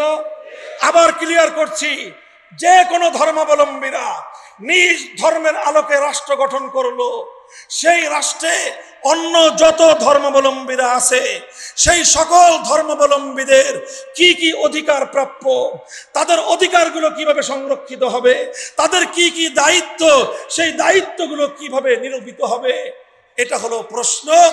এই প্রশ্ন আমরা ইসলামকেও করব, এই প্রশ্ন আমরা হিন্দু ধর্মকেও করব, এই প্রশ্ন আমরা বৌদ্ধ, খ্রিস্ট, ইহুদি ধর্ম সবগুলো ধর্মকে করব না, এই প্রশ্ন আমরা করলাম। কথা পরিষ্কার? এবার এই প্রশ্নের জবাব হিন্দু ধর্মাবলম্বীদের কাছে আমি প্রথমে জিজ্ঞাসা করি, হিন্দু ধর্মাবলম্বীরা বলো, তোমার হিন্দু রাষ্ট্রের মধ্যে একজন মুসলিম সে যদি 5 ওয়াক্ত আল্লাহু আকবারের আযান দিয়ে নামাজ পড়তে চায়, তোমার হিন্দু ধর্ম একজন মুসলিমকে 5 ওয়াক্ত আযান দিয়ে নামাজ পড়বার পারমিশন দিবে কি দিবে না? তোমার ধর্মগ্রন্থের রেফারেন্স দিয়ে জবাব দাও। তোমার রাষ্ট্রে, হিন্দু ধর্মের রাষ্ট্রে একজন মুসলমান আল্লাহ প্রদত্ত অধিকার অনুযায়ী গরু জবাহ করে গরুর গোশত ভক্ষণ করতে চায়, তোমার ধর্ম হিন্দু রাষ্ট্র একজন মুসলমানকে গরুর গোশত খাওয়ার অধিকার দিবে কি দিবে না? জবাব দাও। তোমরা কি আমাদের কোন মুসলমান ভাইকে গরুর গোশত খাওয়ার অধিকার দিবা, না শুধুমাত্র গরুর গোশত রাখার অপরাধে মুসলমানদেরকে আগুনে জ্বলন্ত পুড়িয়ে মারবা? জবাব দাও। তোমাদের দেশে, তোমাদের ধর্ম রাষ্ট্রে একজন মুসলমান গরুর গোশত খাইতে চাওয়ার অপরাধে তার গোটা বাড়িঘর জ্বালিয়ে সরকার করে দিবা, না তাকে গরুর গোশত খাওয়ার অধিকার দিবা? জবাব দাও। অতঃপর জবাব দাও, তোমার রাষ্ট্রে মুসলমানরা যে মসজিদ গড়েছে, মুসলমানরা যে মসজিদ নির্মাণ করেছে, সেই মসজিদ নির্মিত হওয়ার পর সেই মসজিদের নিরাপত্তা কে দিবে বলো? জবাব দাও। হিন্দু রাষ্ট্র, হিন্দুত্ববাদী রাষ্ট্রে মুসলমানদের উপাসনালয়, মুসলমানদের সিজদাগাহ, মসজিদ সম্পর্কে তোমার ধর্ম কি বলে? ধর্মগ্রন্থ থেকে রেফারেন্স সহ জবাব দাও। মুহতারাম হাজিরিন, এভাবে একটার পরে একটা যদি আমি প্রশ্ন করতে থাকি, হিন্দু ধর্মাবলম্বীদের কাছে জবাব চাইতে থাকি, জবাব চাইতে থাকবো, হিন্দু ধর্মাবলম্বীদের কাছ থেকে জবাব পাওয়া তো দূরের কথা, কোনো রা শব্দ পাওয়া, টু শব্দ পাওয়া সম্ভব নয়। একই কথা খ্রিস্টানদের ব্যাপারে, জবাব দাও দুনিয়ার 200 কোটি খ্রিস্টান, তোমরা যদি তোমাদের খ্রিস্টান ধর্ম অনুযায়ী রাষ্ট্র গঠন করো, তোমার সেই খ্রিস্ট রাজ্যে আমার একজন মুসলিম মেয়ে হিজাব পরে বিশ্ববিদ্যালয়ে যেতে চায়, হিজাব পরবার অধিকার তোমরা তাকে দেবা কিনা? জবাব দাও। আমার একটা বোন, আমার একটা মেয়ে আল্লাহর ফরজ বিধান পর্দা করতে চায়, পর্দা করবার অধিকার তাকে দেবে কিনা বলো? আমার একজন মুসলিম বাবা তার 15 বছর বয়স্ক একটা মেয়েকে বিয়ে দিতে চায়, এবার বলো তোমরা সেই মুসলিম বাবা যে তার নিজের মেয়ের নিরাপত্তার জন্য 15 বছর বয়সে বিবাহ দিতে চায়, তোমরা তাকে হ্যান্ডকাফ পরায়ে আসামির কাঠগড়ায় দাঁড় করিয়ে তার জন্য তোমরা বিচারের ব্যবস্থা করবা, না সেই দায়িত্বশীল বাবার জন্য পুরস্কারের ব্যবস্থা করবা? জবাব দাও। জবাব নাই, জবাব নাই। সারা দুনিয়ার কোথাও তুমি জবাব পাবে না। পাল্টা প্রশ্ন করো আমার ইসলামের কাছে, যদি প্রশ্ন করো মুসলিম রাষ্ট্রে অমুসলিমের কি অধিকার, আমি বলবো আমার নবীর হাদিস, লাহুম মা লানা ওয়া আলাইহিম মা আলাইনা, আল খামরু লাহুম কাল খাল্লি লানা ওয়াল খিনজিরু লাহুম কাশশাতি লানা। আমরা বলবো তুকাতালু মিন ওয়ারাইহিম, আমার নবী বলবেন একজন হিন্দু নারীর ইজ্জতের হেফাজতের জন্য, একজন মুসলিম পুরুষের নারীর জীবনের নিরাপত্তা দেওয়ার জন্য প্রয়োজনে 200 কোটি মুসলমান জিহাদ করবে, লড়াই করবে। তার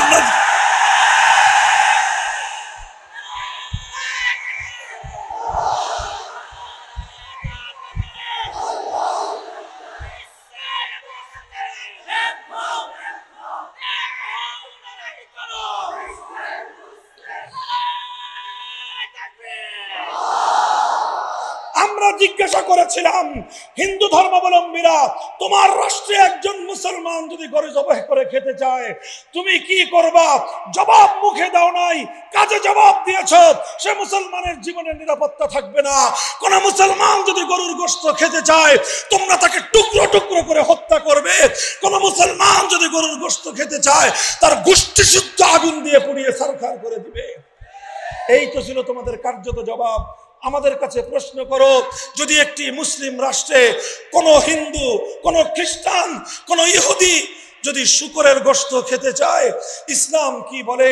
ইসলাম বলে শুধু শুকরের গোশত খেতে পারবে তাই নয়, বরং শুকর লালন পালন করতে পারবে।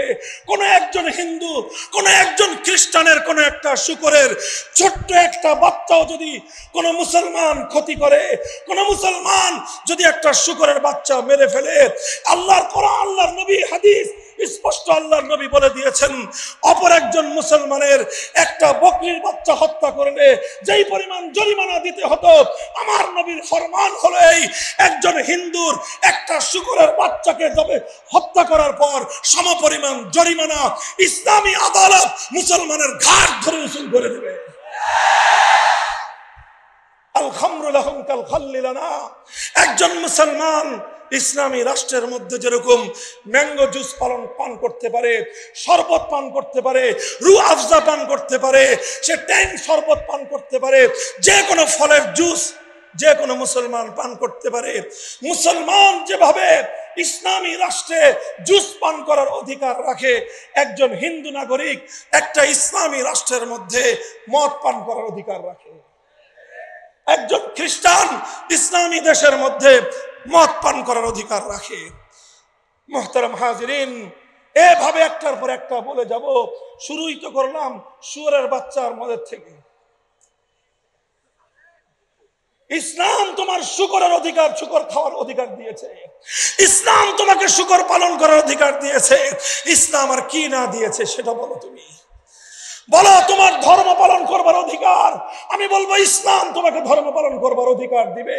তোমার মন্দির রক্ষা করবার অধিকার, ইসলাম বলবে তুমি মন্দির রক্ষা করো, মন্দিরে তুমি দেবতা নির্মাণ করো, মন্দিরে তুমি দেবতার পূজা করো। ইসলাম এবং মুসলমান কোশ্চিনকালেও তোমার ধর্মীয় স্বাধীনতায় হস্তক্ষেপ করবে না। তোমাকে সামান্য কিছু দায়িত্ব পালন করতে হবে এবং তোমার সেই দায়িত্ব কোশ্চিনকালেও একজন মুসলিমের চেয়ে দায়িত্ব বেশি নয়। একজন মুসলিম সে রাষ্ট্রকে কিছু খরচ দিবে, কিছু খাতে খরচ দিবে। মুসলমানদের রেভিনিউ কালেকশন হবে যাকাত থেকে, গনিমত থেকে, মালে ফাই থেকে এবং বিভিন্ন জায়গার জমিনের উৎপাদিত ফসল থেকে। যেই খনিজ সম্পদ, মুসলমানরা খনিজ সম্পদ উত্তোলন করলে সেই খনিজ সম্পদ থেকে নানা খাত থেকে রাষ্ট্রকে মুসলমানরা টাকা দিবে। হিন্দুরা, বৌদ্ধরা, খ্রিস্টানরা, মুসলমানরা যেরকম 2.5% যাকাত দেয়, তারা ঠিক একইভাবে কিছু পার্সেন্ট তারা জিজিয়া দিবে, তারা কর দিবে। এবং সেই কর দেওয়ার ব্যাপারে আমার নবী স্পষ্ট নির্দেশনা দিয়েছেন, একজন অমুসলিমের কাছ থেকে কতটুকু কর নেওয়া যাবে, কতদিন কর নেওয়া যাবে। আল্লাহ নবী পরিষ্কার বলে দিয়েছেন, একজন অমুসলিম নাগরিক থেকে ততটুকু কর নেওয়া যাবে যতটুকু কর পরিশোধ করতে একজন অমুসলিমের জন্য সেটা পিঠের বোঝা না হয়ে যায়, তার জন্য বার্ডেন না হয়ে যায়। কতদিন কর দিবে? যতদিন পর্যন্ত একজন অমুসলিম নাগরিক সে কর্মক্ষম থাকবে, উপার্জনক্ষম থাকবে, যতদিন তার উপার্জন করার সক্ষমতা থাকবে ততদিন সে কর দিবে। আর যখন সে উপার্জন করার সক্ষমতা নাই, আল্লাহ নবী ইসলামী রাষ্ট্রপ্রধানকে বলে দিবেন যে তার যৌবনটা তোমার রাষ্ট্রের জন্য সে ব্যয় করেছে, তার যৌবন দিয়ে তোমার রাষ্ট্রকে সে সার্ভিস চার্জ দিয়েছে। বার্ধক্যের সময়ে ইসলামী রাষ্ট্র একজন হিন্দু নাগরিককে বিনামূল্যে সেবা দাও। ইসলাম বলবে একজন অমুসলিম বৌদ্ধ নাগরিককে বিনামূল্যে সেবা দাও, একজন খ্রিস্টান বৃদ্ধ নাগরিককে সেবা দাও। এটাই বলবে ইসলাম। আলহামদুলিল্লাহ, সুম্মা আলহামদুলিল্লাহ, দায়িত্বহীন ভাষায় আমরা বলতে পারি, ইসলাম অনুযায়ী যদি আমরা রাষ্ট্র গঠন করি, সে রাষ্ট্রে শুধুমাত্র মুসলমানদের অধিকার নয়, সে রাষ্ট্রে যেমনি ভাবে মুসলমানদের অধিকার সংরক্ষিত থাকবে, অমুসলিমদের অধিকার তার চেয়ে বেশি সংরক্ষিত থাকবে। কি বললাম? তার চেয়ে আরে বেশি, তার চেয়ে মুসলিম রাষ্ট্রে, ইসলামী রাষ্ট্রে মুসলমানের চেয়ে অমুসলিমের অধিকার বেশি সংরক্ষিত থাকবে। তার কারণ মুসলিম রাষ্ট্র যদি মুসলমানদের অধিকার হরণ করে, সে বিষয়ে আল্লাহর কাছে মুসলমান নিজে বাদী হয়ে মামলা দায়ের করবে। আর মুসলিম রাষ্ট্র যদি অমুসলিমের অধিকার হরণ করে, সেই অমুসলিমের পক্ষ হয়ে স্বয়ং রাহমাতুল লিল আলামিন আল্লাহর দরবারে বিচার দায়ের করবে। দিস ইজ ইসলাম। এই হলো ইসলাম। মুহতারাম হাজিরিন, আমি দুটো রাষ্ট্র ব্যবস্থা নিয়ে, দুটো অর্থ ব্যবস্থা নিয়ে, চারটা স্যাম্পলের মাধ্যমে আমি আমার সে আবার পুরাতন কথা রিপিট করছি। এই চারটা বিষয় শুধু নয়, মানব জীবন সংক্রান্ত যে কোনো গুরুত্বপূর্ণ প্রশ্নের সমাধান দিতে পারে একমাত্র ইসলাম। এই জন্য ইসলামই কেবল দাবি করতে পারে আমি যেহেতু দিতে পারবো, আমি যেহেতু দায়িত্ব নিতে সক্ষম, আমি যেহেতু নিরাপত্তা দিতে পারবো, আমি যেহেতু সারা দুনিয়ার মানুষকে সর্বশ্রেষ্ঠ ব্যবস্থা উপহার দিতে পারবো, এজন্য আমার পক্ষেই এই দাবি করা মানায় আমরা রাষ্ট্র চাই, ইসলামী রাষ্ট্র চাই। আমরা একটাই রাষ্ট্র চাই, সেই রাষ্ট্রের নাম, আমরা রাষ্ট্র চাই, ইসলামী রাষ্ট্র চাই। কথা বলো, রাষ্ট্র চাই, বলো ইসলামী রাষ্ট্র চাই, রাষ্ট্র চাই, রাষ্ট্র চাই, রাষ্ট্র চাই, রাষ্ট্র চাই, ইসলামী রাষ্ট্র চাই, ইসলামী হুকুমত জিন্দাবাদ, জিন্দাবাদ, ইসলাম, ইসলাম, ইসলামী হুকুমত জিন্দাবাদ, কায়েম হোক, কায়েম হোক। মুহতারাম হাজিরিন, এবার আমার আখেরি কনক্লুশন, এবার খোলাসাতুল কালাম এবং এই বক্তব্যের দ্বারা আমাদের করণীয় এবং দায়িত্ব সম্পর্কে আমার পয়গাম এবং আমার মেসেজ দিয়ে আমি বক্তব্য শেষ করছি। তার আগে ছোট্ট একটা দৃষ্টান্ত দেই, একটা গল্প বলি, শোনার মতো ধৈর্য আছে? দেখেন, কথা হলো এই জায়গাটা, আপনারা বুঝতে পেরেছেন মূল কাহিনীটা, যে রাষ্ট্র ব্যবস্থা উপহার দেওয়ার মতো সক্ষমতা আছে একমাত্র ইসলামের। এই সক্ষমতা হিন্দু ধর্মের নাই, এই সক্ষমতা বৌদ্ধ ধর্মের নাই, এই সক্ষমতা খ্রিস্টান এবং ইহুদি কোন ধর্মের নাই, আছে একমাত্র ইসলামের। এই কারণে এই প্রতিযোগিতায় ইসলামের সঙ্গে মাঠে নেমে অন্য কোন ধর্মের খেলার কোনো শক্তি সামর্থ্যই নাই। এখন যেহেতু ইসলামের সঙ্গে মোকাবেলা করবার মতো, প্রতিদ্বন্দ্বিতা করার মতো তাদের কাছে কোনো ব্যবস্থা নাই, এখন তারা একটা কূটকৌশলের আশ্রয় নিয়েছে। কি কৌশল? সবাই বলেন কি কৌশল? কূটকৌশলের আশ্রয় নিয়েছে। কি কৌশল?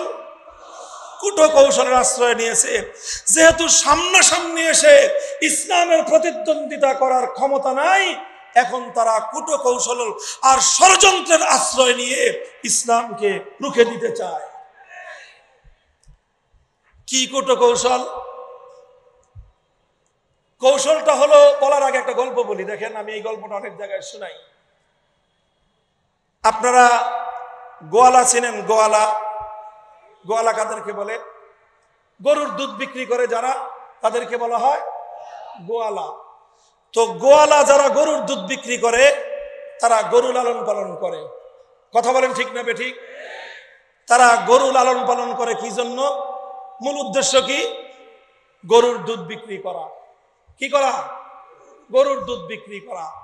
গোয়ালা যেরকম গরু লালন পালন করে, ঠিক ওই রকম কৃষকও গরু লালন পালন করে। কৃষক গরু লালন পালন করে কি জন্য? তার উদ্দেশ্য কি? হাল চাষ করা। কি করা? কয়েক কৃষকের গরু দুধ দেয় না, সেই দুধ দেয়, ওটা বিক্রি করা কৃষকের উদ্দেশ্য না। কৃষকের গরুর দুধ কে খায়? গরুর বাছুর খায়, আর কৃষকের বাচ্চারা খায়। গোয়ালার গরুর দুধ খায় কে? গোয়ালার গরুর দুধ বাছুরের কপালে জুটে না, সব দুধ দহন করে বাজারে নিয়ে বিক্রি করে। তাও গোয়ালার মন ভরে না, এত দুধ দিল, এরপরেও বাজারে যাওয়ার সময় পানি মিশায়, এরপরে নিয়ে বাজারে বিক্রি করে। ও দুধের ওলান টানতে টানতে দুধ শেষ হয়ে রক্ত বের হওয়া শুরু হয়, তাও ছাড় নাই, এর নাম হলো গোয়ালা। কথা বুঝতে পেরেছেন? তো কৃষকের গরুর বাছুর পর্যাপ্ত পরিমাণ দুধ পায়, দুধ খায়, কৃষকের গরুর বাছুর হৃষ্টপুষ্ট হয়। আর গোয়ালার গরুর বাছুর ও তো দুধ পায় না, ওই ঘাস মাস যা পায় চাপায় চুপায় কোন রকম দিন কাটায়। এখন একই মাঠে গোয়ালার গরুর বাছুর আর কৃষকের গরুর বাছুর দুইটা এক মাঠে চরে। এখন কৃষকের গরুর বাছুর তো দুধ খায়, হৃষ্টপুষ্ট, লাফায়, দৌড়াদৌড়ি করে। আর গোয়ালার গরুর বাছুর না খেয়ে ওর পেট থেকে শুকায়ে, ও দৌড় দেওয়ার মতো ওর ভিতরে এনার্জি থাকে না, এই জন্য সারাদিন জিমায় বসে বসে। এখন এক মাঠের মধ্যে কৃষকের গরুর বাছুর আর গোয়ালার গরুর বাছুর দুইটা একসাথে গল্প করতেছে। গল্প করতে করতে এখন কৃষকের গরুর বাছুর গোয়ালার গরুর বাছুররে বলে যে, দোস্ত চলো আমরা দুইজন প্রতিযোগিতা দেই, আসো একটু খেলি, আসো একটু খেলি, দুইজন প্রতিযোগিতা খেলি। গোয়ালার গরুর বাছুর কয়, হয় চলো খেলি। কি খেলবা, কি প্রতিযোগিতা দিবা?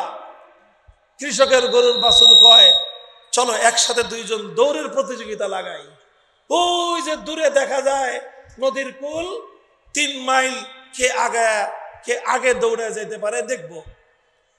গোয়ালার গরুর বাছুর কয়, তুই তো গরুর দুধ খেয়ে খেয়ে হৃষ্টপুষ্ট হয়ে আইছিস, তোর তো পেট ভরা, শরীরে শক্তি, 3 মাইল তুই মুহূর্তে দৌড়ে যাবি। আর আমার যে অবস্থা, 3 মাইল দৌড়ানোর শক্তি তো আমার নাই। এখন এই কথা যদি বলে যে না আমি তো দৌড়াতে পারবো না, তো পরাজিত হয়ে যায় শুরুতেই। এই জন্য গোয়ালার গরুর বাছুর কয় যে, না দোস্ত, এই দৌড়ের প্রতিযোগিতা দিয়ে খামাখা লাভ নাই, এনার্জি নষ্ট, আমরা অন্য একটা প্রতিযোগিতা দেই। কি প্রতিযোগিতা? কয় আয় বসে বসে কে অলসের মতো বেশি লেজ নাড়াইতে পারে, এটা দেখি। বুঝে আসছে কথা? কৃষকের গরুর বাছুর বলে, আসো দৌড়ের প্রতিযোগিতা দেই, দেখা যাবে কে বাপের বেটা, দেখা যাবে কে বাপের বেটা। গোয়ালার গরুর বাছুর কয়, এসো বসে বসে অলসের মতো লেজ নাড়াই, দেখি কে সবচেয়ে বড় কুড়ে, সে কে সবচেয়ে বড় বেশি অলস। কথা বলেন ঠিক না বেঠিক? ইসলামের সঙ্গে অন্যান্য ধর্মাবলম্বীরা যখন প্রতিযোগিতায় টিকতে পারলো না, ইসলামের কাছে অর্থ ব্যবস্থা আছে, অন্য ধর্মের কাছে অর্থ ব্যবস্থা নাই। ইসলামের কাছে ব্যাংকিং ব্যবস্থা আছে, অন্য ধর্মগুলোর কাছে ব্যাংকিং ব্যবস্থা নাই।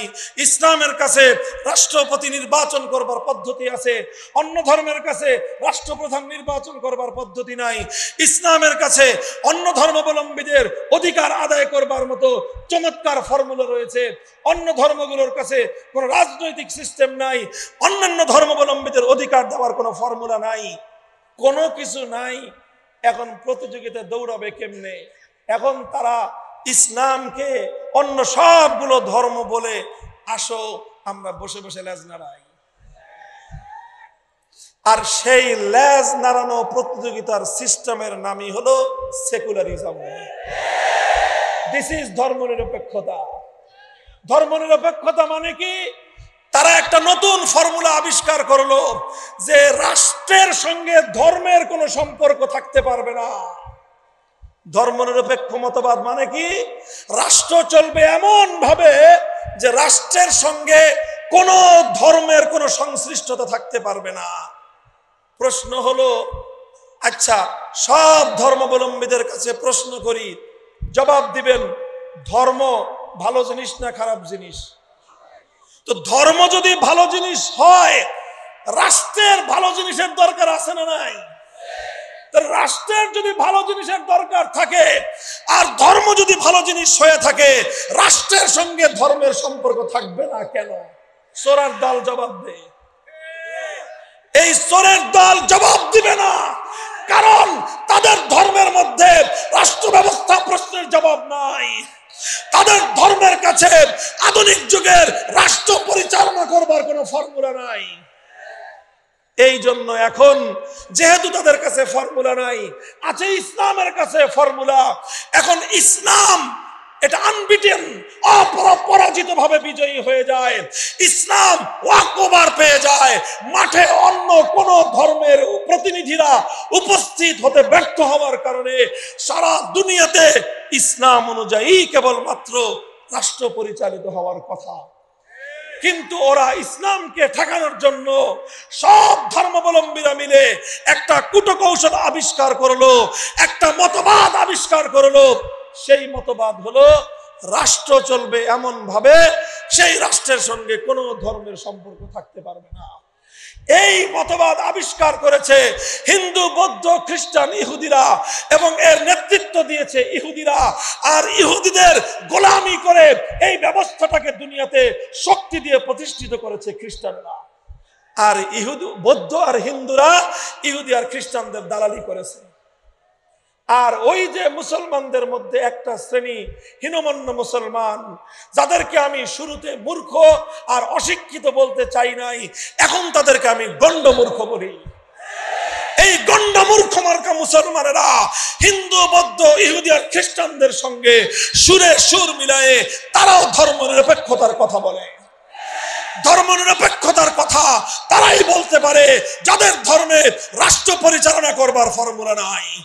ধর্মনিরপেক্ষতার কথা তারাই বলতে পারে যাদের ধর্মের মধ্যে রাষ্ট্রপতি নির্বাচন করবার ফর্মুলা নাই।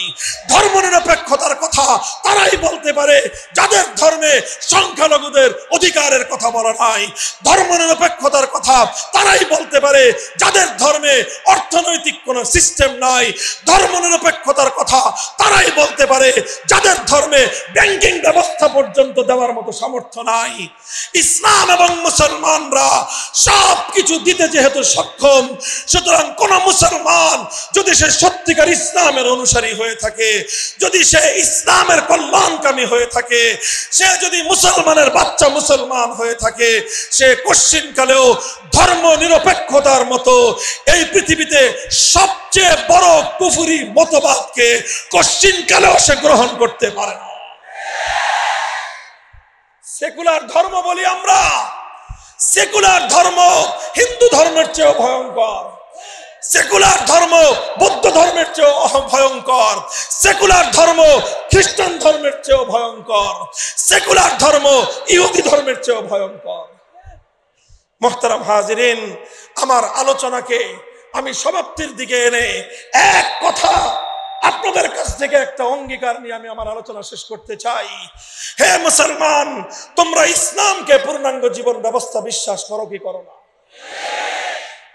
ইসলামের মধ্যে অর্থনীতির ব্যবস্থা রয়েছে, বিশ্বাস করো কি করো না? ইসলামের মধ্যে রাজনীতির সমস্যার সমাধান আছে, বিশ্বাস করো কি করো না? ইসলামকে পূর্ণাঙ্গ জীবন ব্যবস্থা বিশ্বাস করো কি করো না? যদি করো তাহলে তোমার পূর্বপুরুষরা, আমার পূর্বপুরুষরা, আমাদের বাপ দাদারা 1947 সালে ভারতকে ত্যাগ করেছিল, দিল্লিকে তালাক দিয়েছিল, কলকাতাকে লাথি মেরে মুসলমানদের জন্য একটা ভূখণ্ড স্বাধীন আর আজাদ মুক্ত করেছিল। একটা স্বপ্ন নিয়ে, একটা আকাঙ্ক্ষা নিয়ে, একটা তামান্না নিয়ে, এমন একটা রাষ্ট্র হবে, এমন একটা ভূখণ্ড হবে যেই রাষ্ট্র অনেক বড় না হতে পারে, যেই রাষ্ট্র অনেক বড় লোক না হতে পারে, অনেক সমৃদ্ধ না হতে পারে। সেই রাষ্ট্রে আমরা 3 বেলা হয়তো খেতে পারবো না, 1 বেলা হয়তো খেতে পারবো। প্রয়োজনে আমরা সেই রাষ্ট্রে, সেই ভূখণ্ডে পেটে পাথর বাঁধবো, কিন্তু একটাই তামান্না, একটাই স্বপ্ন ছিল আমাদের, এমন একটা রাষ্ট্র হবে যে রাষ্ট্রের আইন হবে আল্লাহর আইন, যে রাষ্ট্রের সংবিধান হবে আল কোরআন। সেই রাষ্ট্র প্রতিষ্ঠার স্বপ্ন নিয়ে 47 সালে ব্রিটিশদের কাছ থেকে এই বাংলাদেশের ভূখণ্ডকে আমরা ভারত মুক্ত করেছিলাম। এই বাংলার ভূখণ্ডকে আমরা দিল্লির দাসত্ব থেকে, শৃঙ্খল থেকে মুক্ত করেছিলাম। আমার বাংলাদেশকে আমরা কলকাতার দাদাগিরির থেকে আমরা মুক্ত আর স্বাধীন করেছিলাম। দুর্ভাগ্যজনকভাবে 1971-এর মুক্তিযুদ্ধের পর একজন নেতা যিনি ৭০-এর নির্বাচনের সময় অঙ্গীকার করেছিলেন নির্বাচনে ক্ষমতায় আসতে পারলে কোরআন সুন্নাহ বিরোধী কোনো আইন তিনি করবেন না, অথচ এই অঙ্গীকার করার পরে ৭১-এর মুক্তিযুদ্ধের পর ৭২ সালে ভারতের তৎকালীন প্রধানমন্ত্রী শ্রীমতী ইন্দিরা গান্ধীর একটা ফর্মুলা নিয়ে, তার একটা প্রেসক্রিপশন নিয়ে তিনি এমন একটা সংবিধান ছাপিয়ে দিলেন যেই সংবিধানে ভারতের গোলামীর জিঞ্জিরে আবদ্ধ করা হয়েছে বাংলাদেশকে, যেই সংবিধানের মধ্যে ভারতের সংবিধানের মূলনীতিগুলো জাতীয়তাবাদ, ধর্মনিরপেক্ষতাবাদ, গণতন্ত্র আর সমাজতন্ত্রকে মূলনীতি আখ্যা দিয়ে ইসলামের কবর রচনা করা হয়েছে।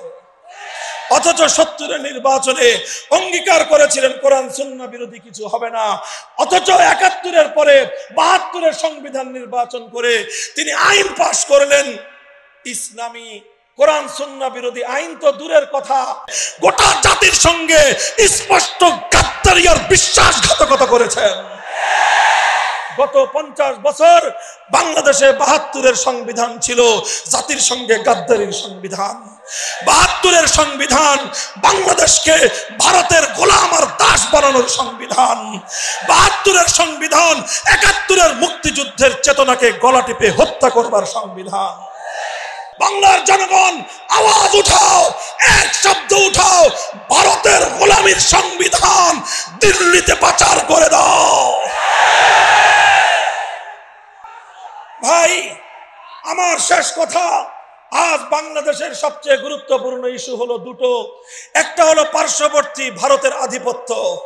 গোটা বাংলাদেশ আজ ভারতীয় আধিপত্যের বিরুদ্ধে ঐক্যবদ্ধ। আমার বাংলাদেশের উপ হাই কমিশন আগরতলায় ওরা সাম্প্রদায়িক হামলা চালিয়ে বাংলাদেশকে ওরা ভয় পেয়ে দিতে চায়। ওরা বাংলাদেশের লাল সবুজের পতাকা আগুন দিয়ে পুড়িয়ে দিয়ে মুসলমানদের হৃদয়ে ক্ষোভের আগুন ধরিয়ে দিয়েছে। এখন বাংলাদেশের সরকার জাতীয় ঐক্যমত প্রতিষ্ঠার আহ্বান জানিয়েছে। সকল রাজনৈতিক দল, সকল ধর্মাবলম্বীরা ঐক্যবদ্ধ হয়েছে। আমরা বহু আগে থেকে বলেছি, শুধুমাত্র ২০ বৃক্ষের গোড়ায় পানি ঢেলে শুধু ডাল ছাটলে এই ২০ বৃক্ষের হাত থেকে মুক্তি পাওয়া যাবে না। উপায় হলো ২০ বৃক্ষের শেকড় শুদ্ধ উপড়ে ফেলতে হবে।